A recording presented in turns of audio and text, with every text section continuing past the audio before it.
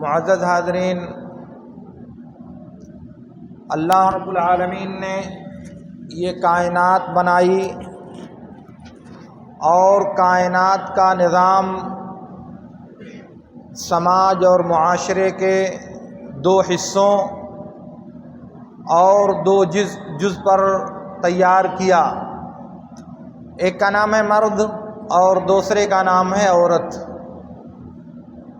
اللہ رب العالمین نے ارشاد فرمایا، من عمل صالحا من ذکر او انثی وهو مؤمن فلنحینہ حیاۃ طیبہ۔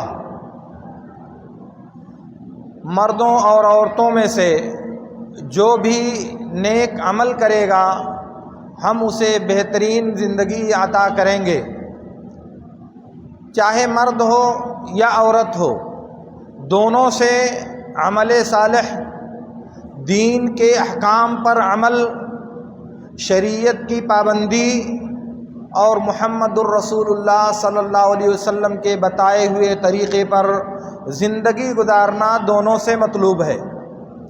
جس طرح سے نماز، روزہ، حج اور زکوٰۃ مردوں سے مطلوب ہے، ٹھیک اسی طرح سے یہ عبادتیں عورتوں پر بھی اللہ رب العالمین نے فرض کیا ہے۔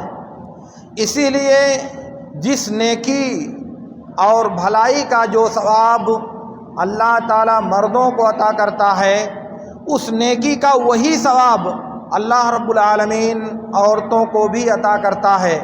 اس اعتبار سے عمل صالح کے ثواب اور اس کے اجر کے اعتبار سے اللہ رب العالمین نے مردوں اور عورتوں میں کوئی فرق نہیں کیا ہے۔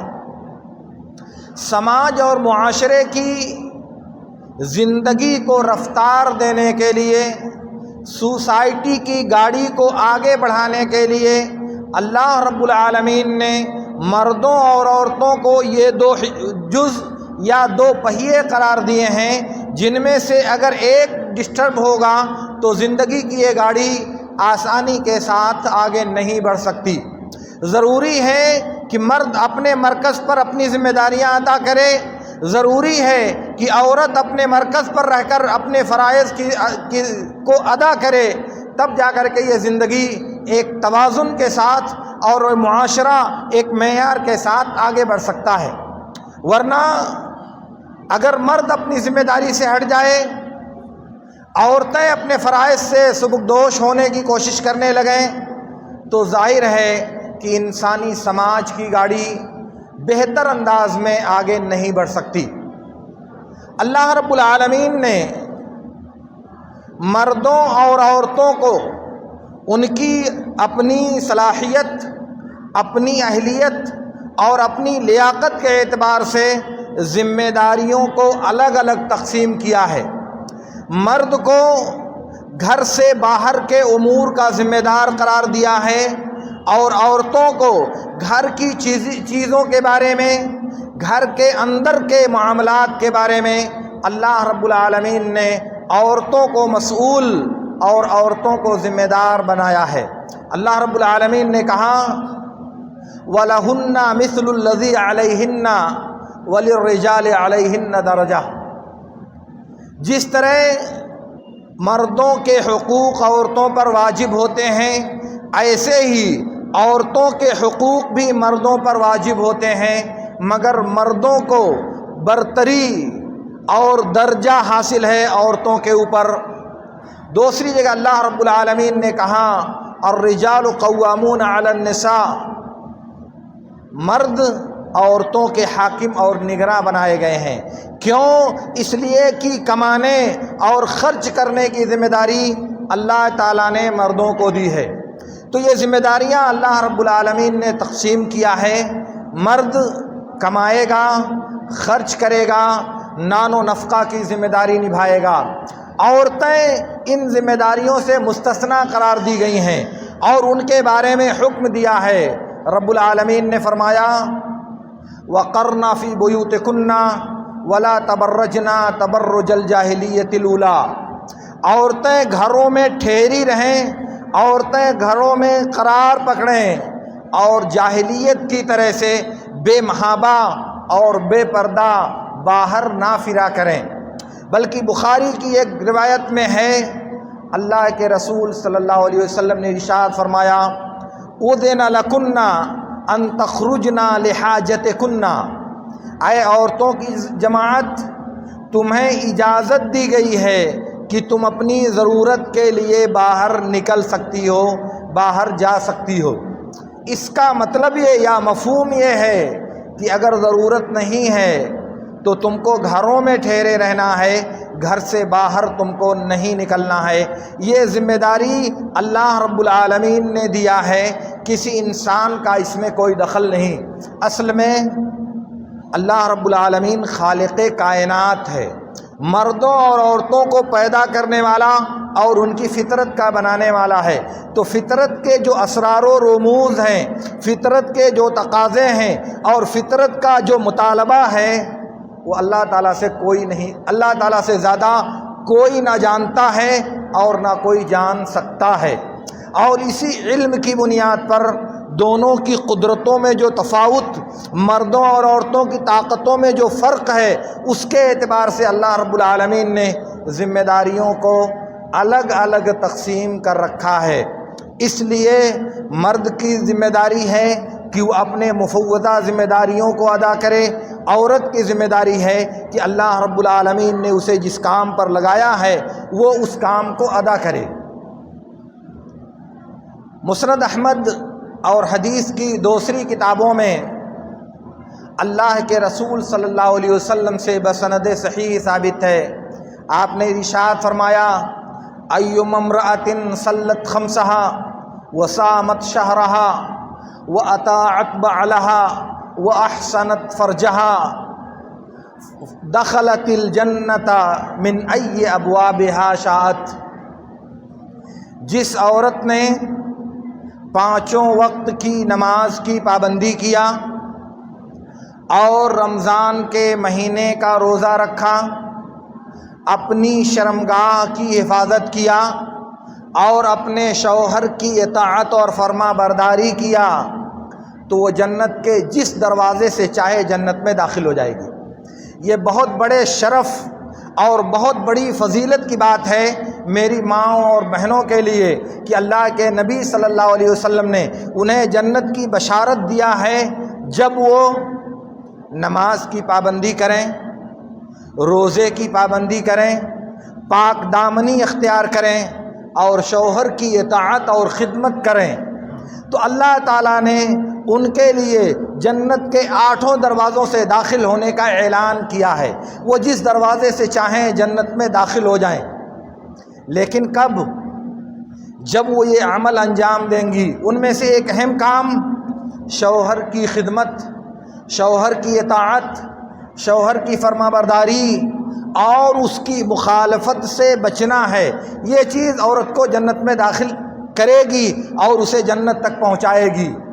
اسی لیے بخاری اور مسلم کی ایک دوسری روایت میں ہے جس میں اللہ کے رسول صلی اللہ علیہ وسلم نے فرمایا ہے، کلکم راعٍ وکلکم مسئول عن رعیتہ، اسی کا ایک ٹکڑا ہے، والمرأة راعیۃ فی بیت زوجہا وہی مسئولۃ عن مالہ وولدہ۔ عورت اپنے شوہر کے گھر کی نگراں اور ذمہ دار بنائی گئی ہے، اس سے شوہر کے گھر کے بارے میں اور شوہر کے مال کے بارے میں عورت سے سوال کیا جائے گا۔ قیامت کے دن اللہ تعالیٰ اس سے باز پرس کرے گا۔ تو عورت کی ذمہ داری کیا منحصر ہوئی؟ شوہر کا گھر اور اس کے مال اور جائیداد، اس کی نگراں بنائی گئی ہے عورت۔ یہ اس کی ذمہ داری ہے کہ وہ اس کی حفاظت کرے اور اس کے بارے میں اللہ رب العالمین قیامت کے دن اس سے سوال کرے گا۔ اس لیے میرے دوستو، یہ عورتوں کی جو ذمہ داریاں ہیں، ان ذمہ داریوں کو اللہ اور اس کے رسول نے اس لیے بیان کیا ہے تاکہ ایک توازن کے ساتھ زندگی کی گاڑی اور معاشرے کی گاڑی ایک رفتار کے ساتھ چلتی رہے۔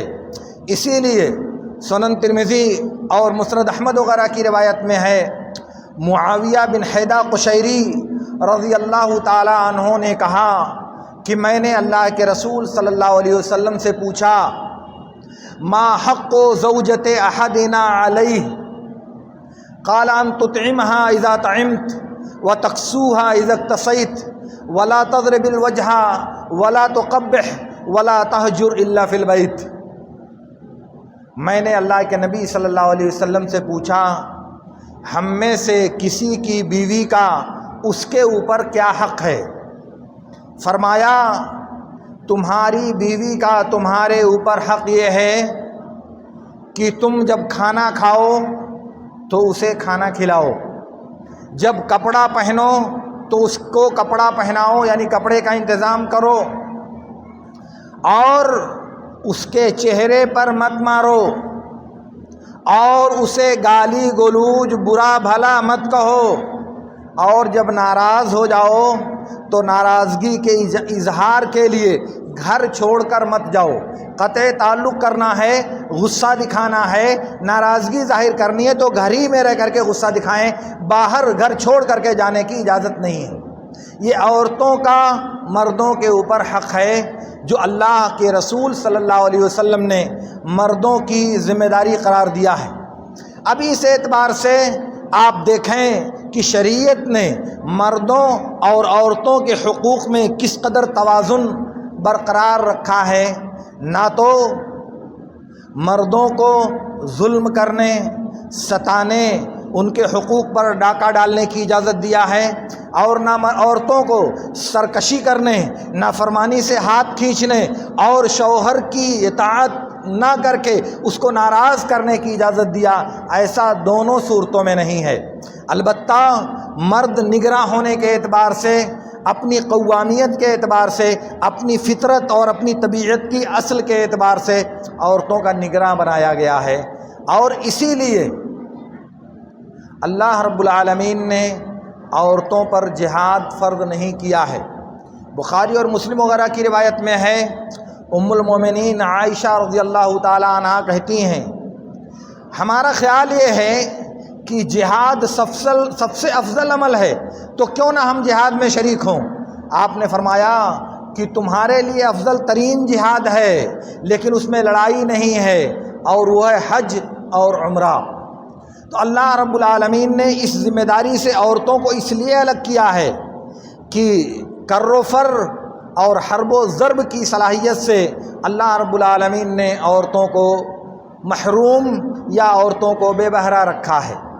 میرے عرض کرنے کا مطلب یہ ہے کہ یہ شریعت کے جو نصوص میں نے آپ کے سامنے ذکر کیے ہیں، ان سب کی دلالت یہ ہے کہ اگر اللہ رب العالمین نے مردوں کے کچھ حقوق عطا کیے ہیں تو ان کے کچھ فرائض بھی متعین کیے ہیں۔ اگر اللہ رب العالمین نے عورتوں کی کچھ ذمہ داریاں دی ہیں تو ان کے حقوق بھی اللہ رب العالمین نے متعین کیا ہے۔ اگر سماج میں اس کو برتا جائے اور سماج میں سنجیدگی کے ساتھ اس کو نافذ کیا جائے تو ہمارا معاشرہ ایک پرامن اور ایک کامیاب معاشرہ کہلائے گا، اور جب اس کو توڑ دیا جائے گا، اس کی دھجیاں اڑا دی جائیں گی، اس پر عمل کرنے سے پرہیز کیا جانے لگے گا، تو ہمارے سماج کا وہ حال ہوگا جو آج دکھائی دے رہا ہے۔ ہمارا معاشرہ اس ڈگر پہ جائے گا جو آج ہر کس و ناکس دیکھتا اور محسوس کرتا ہے۔ ہر گھر میں شکایتیں ہیں، ہر گھر میں پریشانیاں ہیں۔ کیا وجہ اس کی؟ اس کی وجہ صرف یہ ہے میرے دوستو، شریعت کے حکم کو نظر انداز کرنا، نبی صلی اللہ علیہ وسلم کی تعلیمات کو نظر انداز کرنا، مغربی فیشن، مادی تہذیب اور دوسروں کی ایجاد کردہ طور طریقے پر عمل کرنے کا جذبہ، یہ اس کی شاہ کلید ہے جس نے ہمارے سماج اور معاشرے کو تباہی کے دہانے پر پہنچا دیا ہے۔ ہمارے لوگ کہتے ہیں کہ عورتوں کو آزادی ملنی چاہیے، انہیں گھروں میں قید نہیں ہونا چاہیے، سماج کی نصف آبادی کو گھروں میں مقید نہیں کیا جا سکتا۔ لیکن میرے دوستو، کیا آپ اس بات کو محسوس کرتے ہیں کہ اللہ رب العالمین نے عورتوں کو بچوں کی پرورش اور ان کی تربیت کی جو ذمہ داری دی ہے، اگر وہ گھر سے باہر نکلتی ہیں تو یہ ذمہ داری پوری کر سکتی ہیں؟ گھر کا جو نظام ہے، گھر کی جو دیکھ ریکھ ہے، گھر کی جو نگرانی ہے، باہر جا کر کے ہماری مائیں اور بہنیں، ہماری بیٹیاں اور ہماری بچیاں، ہماری بیویاں اس ذمہ داری کو ادا کر سکتی ہیں؟ ظاہر ہے کہ نہیں، ایسا نہیں ہو سکتا۔ اس لیے یہ جو ذرائع ابلاغ کے ذریعہ، سوشل میڈیا کے ذریعہ، ٹی وی اور انٹرنیٹ کے ذریعہ یہ وبا جو ہمارے گھروں میں پھیلائی جا رہی ہے، یہ مصیبت جو ہمارے گھروں پر میڈیا کی قوت کے ذریعہ نافذ کرنے کی کوشش کی جا رہی ہے، اس کو کون سمجھے گا؟ کون اس کا تدارک کرے گا؟ ہم کب اس المناک کوشش کو محسوس کریں گے؟ کب اس سازش پر قدغن لگانے کی کوشش کریں گے؟ اس لیے میرے دوستو، میں آپ سے عرض یہ کر رہا ہوں کہ مرد اور عورتیں انسانی زندگی کے دو پہیوں ہیں، دونوں کا الگ الگ کام ہے۔ دونوں اگر اپنے کام میں مخلص اور سچے ہوں گے تو زندگی کی رفتار درست طریقے سے آگے بڑھے گی، اور اگر ایسا نہیں ہوگا تو ظاہر ہے کہ زندگی کی یہ گاڑی تباہی کا شکار ہو کر کے سماج کو تباہی کے غار میں گم کر دے گی، اور ظاہر ہے کہ یہ بہت نقصان دہ بات ہوگی۔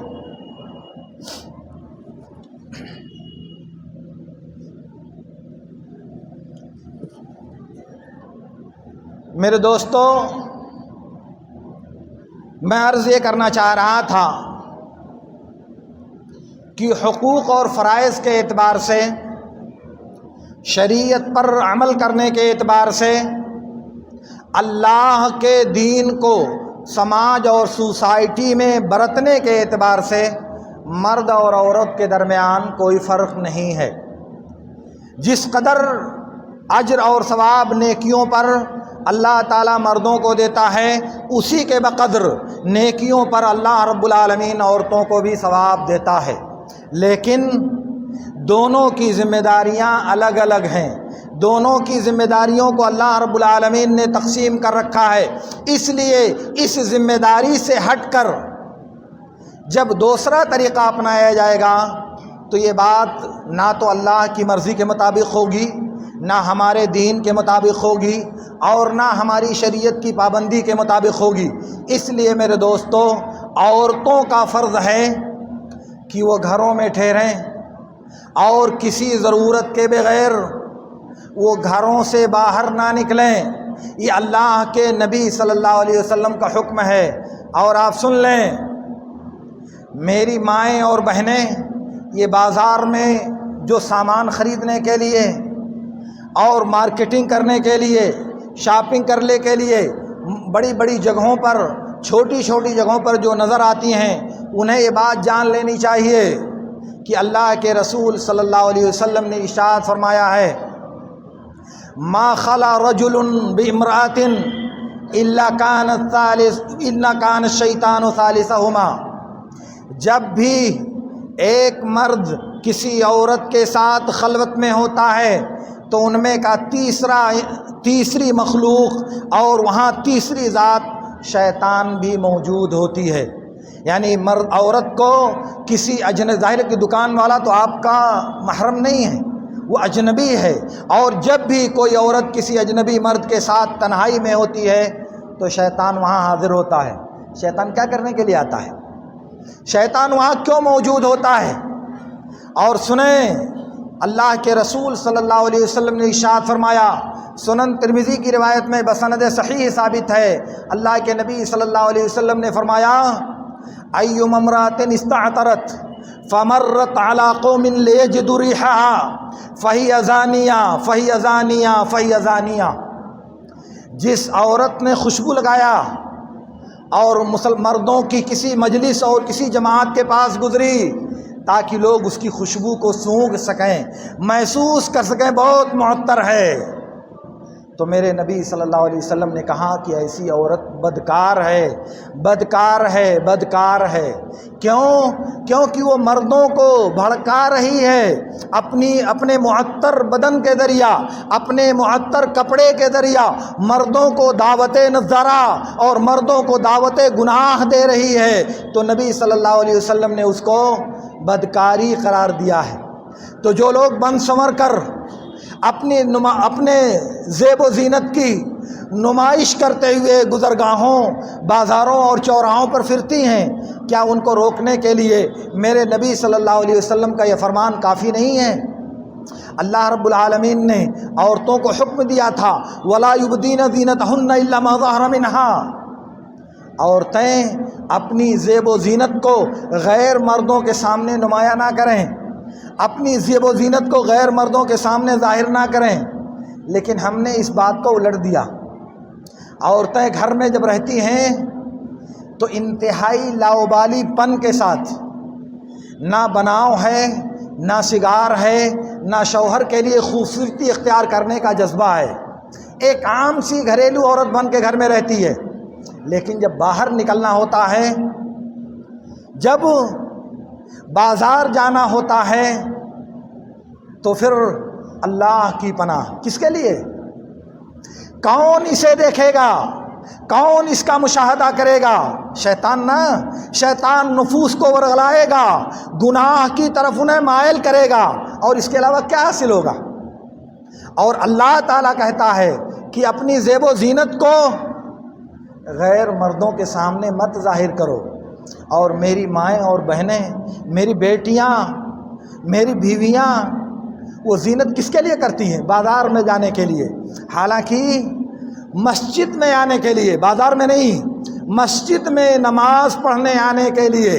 بخاری شریف کی روایت میں ہے، اللہ کے رسول صلی اللہ علیہ وسلم نے فرمایا کہ وہ خوشبو لگا کر کے نہ آئیں، وَلَيَخْرُجْنَ طَفِلَاتٍ، اور بدحیت میں بغیر بناؤ اور سگار کیے، بغیر زیب و زینت اختیار کیے وہ مسجد میں آئیں۔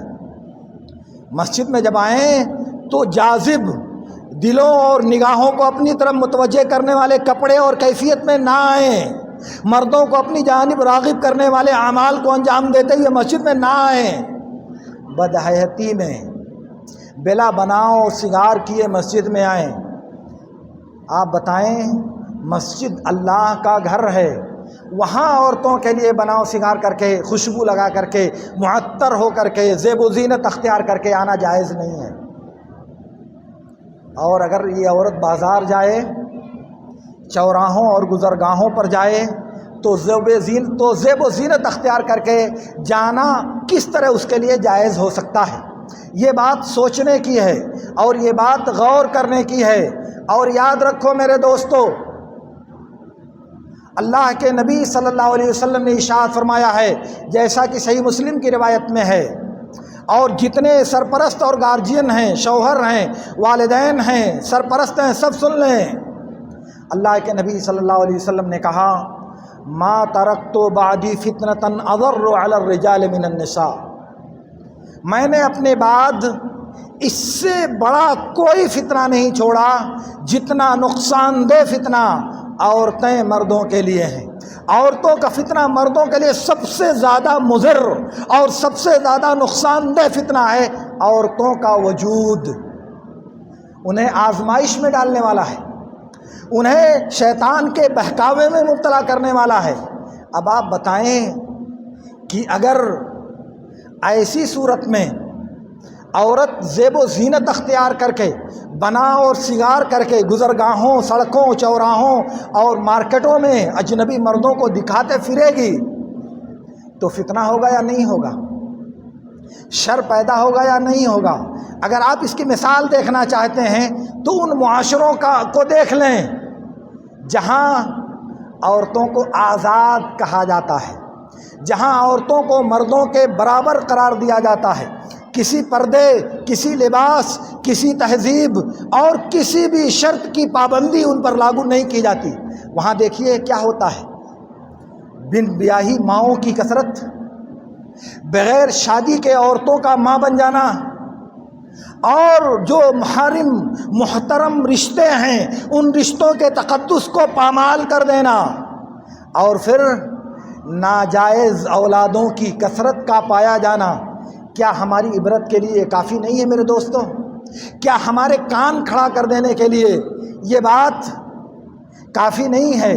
بہرحال میرے دوستوں، میں آپ سے عرض کرنا چاہ رہا ہوں، کہ اللہ رب العالمین نے مردوں اور عورتوں کی ذمہ داریاں الگ الگ رکھی ہیں، اس لیے دونوں کو اپنی ذمہ داریاں سنجیدگی کے ساتھ ادا کرنے کی کوشش کرنی چاہیے۔ اللہ رب العالمین سے میری دعا ہے کہ اللہ رب العالمین ہمیں ان باتوں کو سمجھنے اور ان پر عمل کرنے کی توفیق عطا فرمائے۔ اللہ رب العالمین ہمیں اپنے دین، اپنی شریعت اور اپنے نبی صلی اللہ علیہ وسلم کے طریقے کا پابند بنائے۔ وآخر دعوانا ان الحمد للہ رب العالمین۔ اقول لکم ما تسمعون واستغفر اللہ لی ولکم۔